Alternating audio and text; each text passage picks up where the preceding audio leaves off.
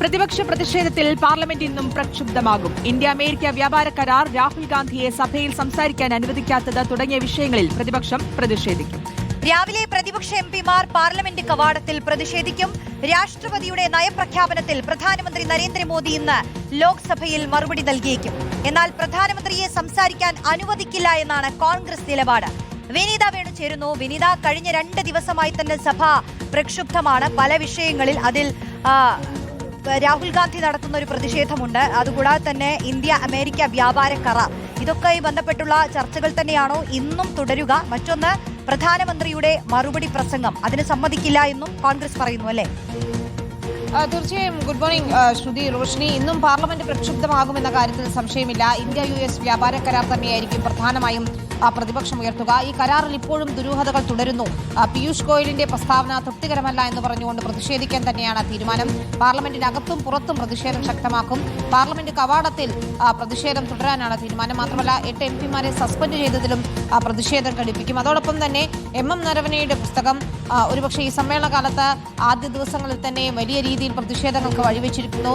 രാഹുൽ ഗാന്ധി ഇന്നലെയും നരവനെയുടെ പുസ്തകം ഉയർത്തിക്കൊണ്ടാണ് പാർലമെന്റിനകത്തേക്ക് വന്നത്. നരവനെയുടെ പുസ്തകത്തിലെ കണ്ടന്റിനെ കുറിച്ചും കൂടുതലായി തന്നെ പ്രതിഷേധം ശക്തമാക്കാനാണ് പ്രതിപക്ഷത്തിന്റെ തീരുമാനം. ഇതിനിടയിൽ American president Donald Trump Chinese president Xi ജിൻപിങ്ങിനെ വിളിച്ച സാഹചര്യമുണ്ട്.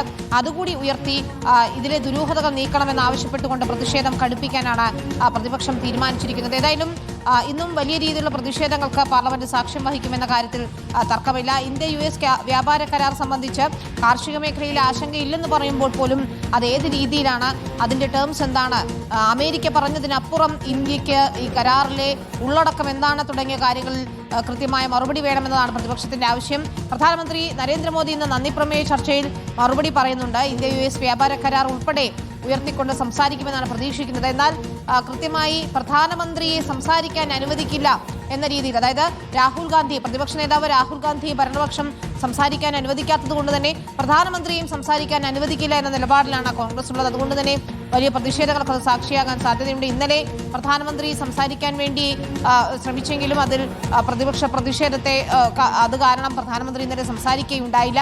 അതുകൊണ്ട് തന്നെ ഇന്നും ഈ വിഷയം ഉയർത്തി പ്രതിഷേധിക്കാനാണ് തീരുമാനം. മറ്റൊരു പ്രധാനപ്പെട്ട കാര്യം കൂടിയുണ്ട്. രാഹുൽ ഗാന്ധി BJP MPയെ ട്രൈറ്റർ എന്ന് വിളിച്ചതിൽ BJPയും വലിയ രീതിയിൽ പ്രതിഷേധത്തിലാണ്. രാഹുൽ ഗാന്ധിയെ രാജ്യദ്രോഹി എന്ന് തിരിച്ച് വിട്ടു BJP MP തിരിച്ചു വിളിച്ചെങ്കിൽ പോലും രാഹുൽ ഗാന്ധി ഒരു സഭാംഗത്തെ അപമാനിച്ചു എന്നതാണ് BJP നിലപാട്. പ്രത്യേകിച്ച് സിഖുകാരെ അപമാനിച്ചു എന്നതാണ് BJP നിലപാട്. ഈ വിഷയം ഉയർത്തിയായിരിക്കും ഭരണപക്ഷത്തിന്റെ പ്രതിരോധം. വിനീത വേണുവാണ് വിശദാംശങ്ങൾ നൽകിയത്. പല വിഷയങ്ങളിലും സഭ ഇന്നും പ്രക്ഷുബ്ധമായേക്കും. പ്രത്യേകിച്ച് പ്രധാനമന്ത്രിയെ സംസാരിക്കാൻ അനുവദിക്കില്ലെന്ന നിലപാടിലാണ് പ്രതിപക്ഷമുള്ളത്.